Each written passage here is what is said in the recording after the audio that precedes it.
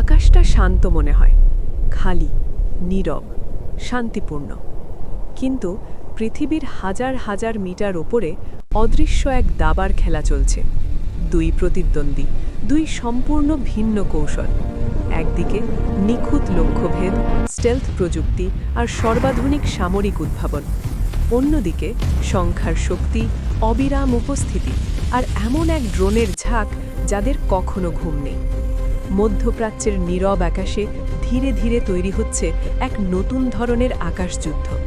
আর শক্তির ভারসাম্য বদলে যেতে পারে যতটা দ্রুত অনেকেই কল্পনা করেনি। মেঘের অনেক ওপরে শব্দহীনভাবে এগিয়ে চলে এক ছায়া, ইসরায়েলের সবচেয়ে আধুনিক যুদ্ধবিমান F-35I অ্যাডির। পঞ্চম প্রজন্মের এই স্টেলথ ফাইটার তৈরি করা হয়েছে এমনভাবে যাতে এটি সবকিছু দেখতে পারে, অথচ নিজেই প্রায় অদৃশ্য থেকে যায়। এর বিশেষ আবরণ শত্রুর রাডার তরঙ্গ শোষণ করে। এর অত্যাধুনিক সেন্সর একই সময়ে শত শত কিলোমিটার আকাশ এবং ভূমি পর্যবেক্ষণ করতে পারে।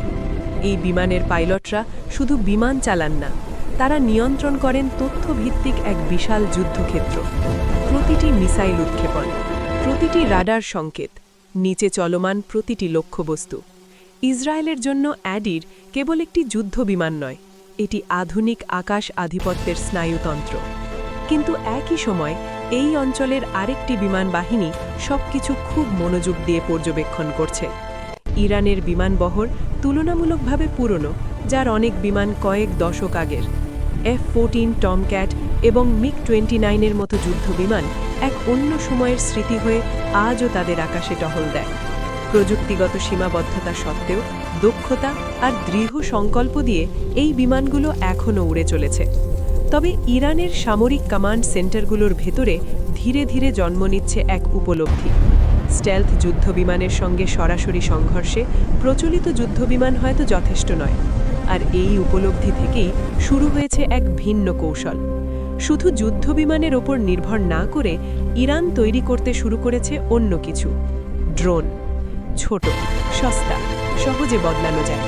দীর্ঘ পাল্লার নজরদারি ড্রোন থেকে শুরু করে বিস্ফোরক বহনকারী লয়টারিং ড্রোন থেকে এই যন্ত্রগুলো উড়ে যেতে পারে শত শত, এমনকি হাজার হাজার কিলোমিটার দূর পর্যন্ত। যুদ্ধ বিমানের মতো এখানে পাইলটের জীবনের ঝুঁকি নেই। এরা ঝাঁক বেঁধে আক্রমণ করতে পারে, এরা প্রতিরক্ষা ব্যবস্থা ভেঙে দিতে পারে, আর আধুনিক যুদ্ধের নিয়মই বদলে দিতে পারে। যা একসময় সাধারণ উড়ন্ত রোবট মনে হতো, আজ তা পরিণত হয়েছে দ্রুত বিস্তৃত এক আকাশ নেটওয়ার্কে। স্টেলথ যুদ্ধবিমান